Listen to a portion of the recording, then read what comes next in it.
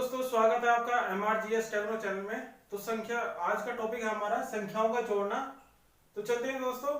पहला टॉपिक है हमारा संख्याओं के जोड़ना और घटाने सीखेंगे। फिर उसके बाद दशमलव का सीखेंगे और फिर उसके बाद भिन्नों पर आधारित संख्याओं के बारे में सीखेंगे। तो हमारे पास फर्स्ट क्वेश्चन है, जैसे हमारे पास संख्या है 9 8 3 7 प्लस 4 2 3 1। तो इनको कैसे जोड़ते हैं? कुछ जो स्टूडेंट्स हैं उसको डायरेक्ट ना जोड़ करके ऐसे जोड़ते हैं 9 8 3 7 और उसी के नीचे 1 3 2 1 4। तो इसको ऐड कर देंगे। तो ये वाला मेथड हमें यूज नहीं करना है, तो हम इसको डायरेक्ट जोड़ देते हैं। तो डायरेक्ट इसको अप्लाई कर सकते हैं। 7 और 1 8, उसके बाद 3 और 3 6, 8 और 2 10, 10 के 0 कैरी 1 गया, 9 और 1 10, 10 और 4 14। तो ये इसका आपका आंसर आ जाएगा। नेक्स्ट क्वेश्चन है हमारे पास, कुछ इस क्वेश्चन इस तरह के भी हो सकते हैं। दो संख्याएं हमारे पास धनात्मक हैं और दो संख्याएं हमारे पास ऋणात्मक हैं। तो अब इनको हम अलग अलग जोड़ते हैं और फिर इनको जो भी इसमें माइनस होगा या प्लस होगा उसको अलग अलग कर लेते हैं। तो यहां से स्टार्ट करते हैं। 1 और 1 2, 2 और 5 एज इट इज, 3 और 1 4। उसके बाद यहां ये प्लस कर लेते हैं। 1 और 2 3, 4 और 3 7, 3 और 5 8, 2 और 1 3। ये ध्यान रखना कि हमेशा जो संख्या जोड़ी जाती है या तो वो 2 या 2 से अधिक धनात्मक होती है या फिर ऋणात्मक वाली जुड़ती हैं और उनका जो चिन्ह है वो माइनस का ही रहता है। उसके बाद इनको माइनस कर देते हैं। 3 में से 2 में से 3 तो नहीं जाता है, लेकिन 2 का क्या बना लेते हैं 12। 12 में से 3 गए 9, यहाँ हो जाएगा 4, 4 का हो जाएगा 14, 14 में से 7 गए 7। उसके बाद यहाँ कितना बचा 1, 1 का हो जाएगा 11, 11 में से 8 गए कितने बचे 3, और यहाँ पे 3 है, 3 में से 3 गया 0। तो ये इसका आंसर हो जाएगा। नेक्स्ट क्वेश्चन है, अब हमें ये तो देता है कि इसका मान निकालिए। अब नेक्स्ट क्वेश्चन में वो पूछ लेता है कि x की वैल्यू क्या होगी अगर हमारे पास 5 4 3 2 minus x is equal to 3 0 0 1 minus 2 3 4 1। तो इसकी वैल्यू क्या होगी? तो आइए इसको सॉल्व करते हैं। इसकी ट्रिक क्या है? इसकी ट्रिक क्या है कि x की वैल्यू को हम एक दाएं तरफ ले जाएंगे और जितनी भी हमारे पास संख्या है उस संख्याओं को हम क्या ले जाते हैं बाएं तरफ, यानी कि उसके अपोजिट ले जाना है हमें। तो यहां लिखेंगे 5 4 3 2, ये हमारी धनात्मक संख्या होगी और उधर जो ऋणात्मक है वो इधर आके क्या हो जाएगी धनात्मक हो जाएगी। तो हम इसको इसके पास लिख लेंगे 2 3 4 1। उसके बाद जो धनात्मक संख्या है वो इधर आके क्या हो जाएगी ऋणात्मक हो जाएगी। इसको यहां लिख देंगे, यानी कि इन संख्याओं के जब ये बराबर से दूसरी तरफ आएंगे तो इन संख्याओं के चिन्ह बदल दिए जाएंगे। तो अब इसको प्लस करते हैं। पहले प्लस होगा, दो संख्याएं 2 और 1 3, 3 और 4 7, 4 और 3 7, 5 और 2 7। उसके बाद यहाँ माइनस कर देते हैं 3001 या कोई भी संख्या हो, यहाँ से इसको माइनस करके इसका आंसर आ जाएगा। 3 में से 1 गया 2, बाकी 7 एज इट इज, क्योंकि 7 में से जब 0 जाएगा तो 7 ही बचेगा और 7 में से 3 जाएगा तो कितना बचेगा 4। तो ये इसका आंसर है। उसके बाद नेक्स्ट क्वेश्चन है जो हमारे पास दशमलव पे आधारित क्वेश्चन है, इसको देखते हैं। स्टूडेंट्स, यहाँ पर हमारे पास दशमलव संख्याओं का जोड़ना और घटाना यहाँ सीखेंगे। तो यहाँ पर हमारे पास 3 क्वेश्चन है। फर्स्ट क्वेश्चन में सिंपली इसको ऐड करना है। तो ऐड कैसे करते हैं? अब इसको कुछ जो स्टूडेंट्स हैं वो ऐसे भी कर देते हैं।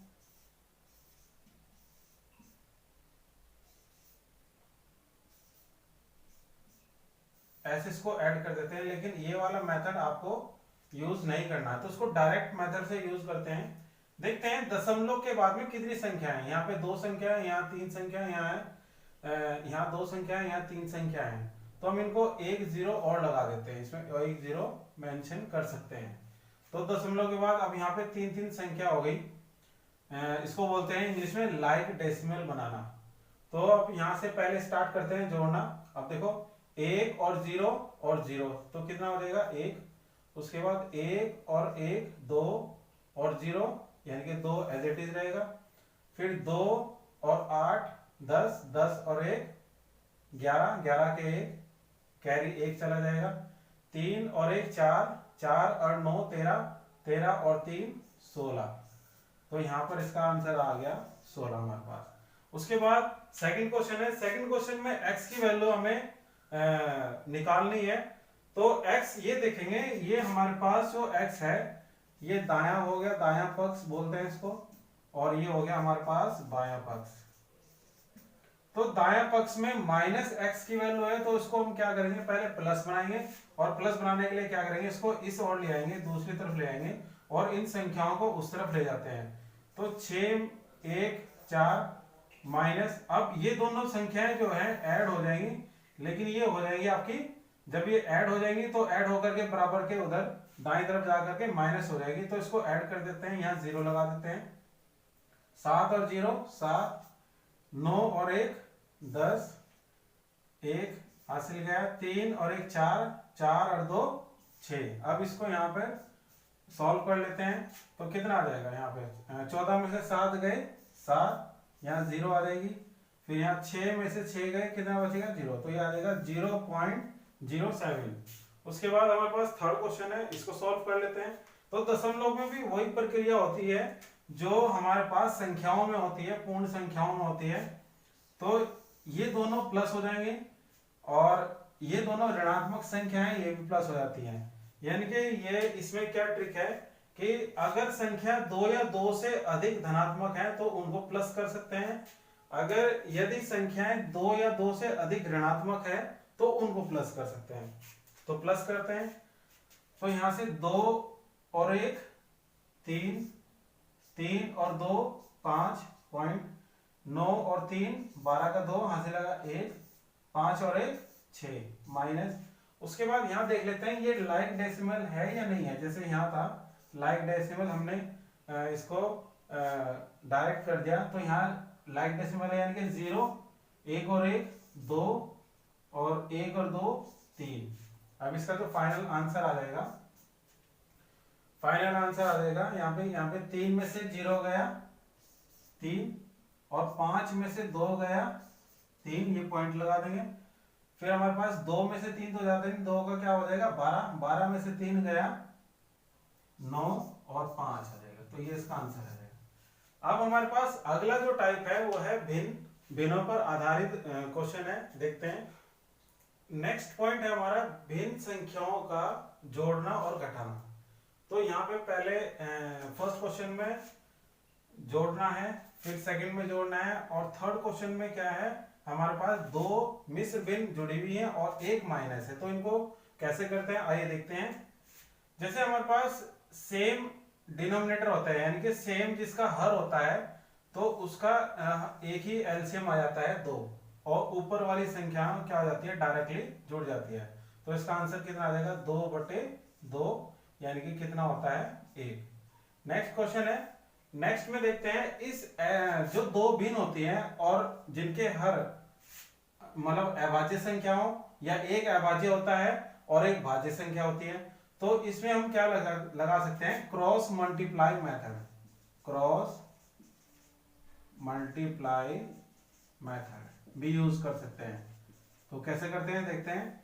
देखो हरों की आपस में हम गुना कर दें, 3 दूनी 6, और फिर हम क्या कर देते हैं 2 की मल्टीप्लाई, 2 एकम 2 और 3 एकम 3, तो कितना आ जाएगा यहाँ पे 2 और 3 5/6। तो ये इसका आंसर हो जाएगा।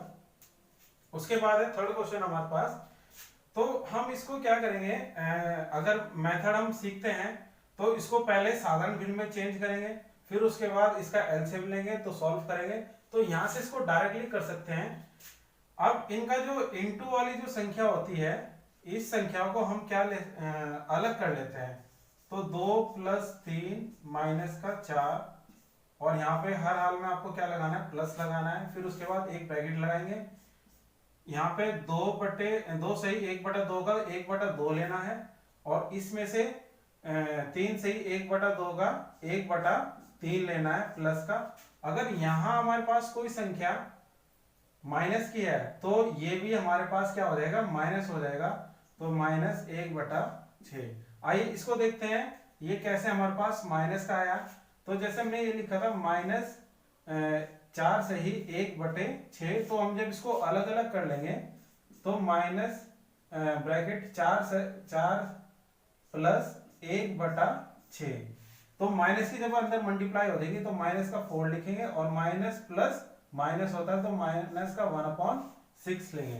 तो इस कंडीशन में हमारे पास क्या होता है, अगर यहाँ माइनस का 4 लिया है तो माइनस का यहाँ भी क्या आएगा, 1/6 आ जाएगा।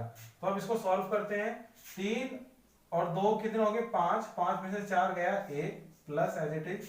अब इसके बाद हमें क्या करना है, यहाँ से ये हमारे पास आसान हो जाता है भिन्नों को जोड़ना, जो हमारी प्रॉपर भिन्न होती है। तो इनका हम एलसीएम ले लेते हैं। जब एलसीएम लेने का तरीका क्या होता है कि जो बड़ी संख्या होती है उसको हम फैक्टराइज करते हैं। तो जब हम इसको गुणनखंड करेंगे कितना आ जाएगा, 2 तिया 6। तो पहले वाला हर देखते हैं, तो पहले वाला हर इसमें है तो उसको रहने देते हैं। फिर दूसरे वाले देखते हैं, ये भी इसमें है, 3 है। अगर 6 हमारे पास ये पूरा बन जाएगा तो क्या आ जाएगा, इसका एलसीएम 6 आ जाएगा। फिर 6 को जब डिवाइड करते हैं 2 से, पहले वाले हर से जब डिवाइड करते हैं तो 2 तिया 6, जो 3 आएगा वो 3 की मल्टीप्लाई ऊपर वाली संख्या में करनी होती है। अगर अदरवाइज यहाँ पे 1 है तो एज इट इज आ जाएगी, तो यहाँ 3 आ जाएगा, और 3 दूनी 6, यहाँ 2 आ जाएगा। और माइनस का अगर ये सेम टू सेम संख्या है तो ऊपर से संख्या क्या आ जाएगी, 1 आ जाएगी। तो 1 प्लस 3 और 2 5 में से 1 गया कितना, 4/6। तो अब हमारे पास ये कंडीशन आती है, अगर अंश छोटा है हर से तो हमारी ये प्रॉपर भिन्न होगी, यानी कि साधारण भिन्न होगी। अगर अंश छोटा है हर से तो हम इसको लिख देंगे 1 से ही 4/6, यानी कि 1 × 4/6।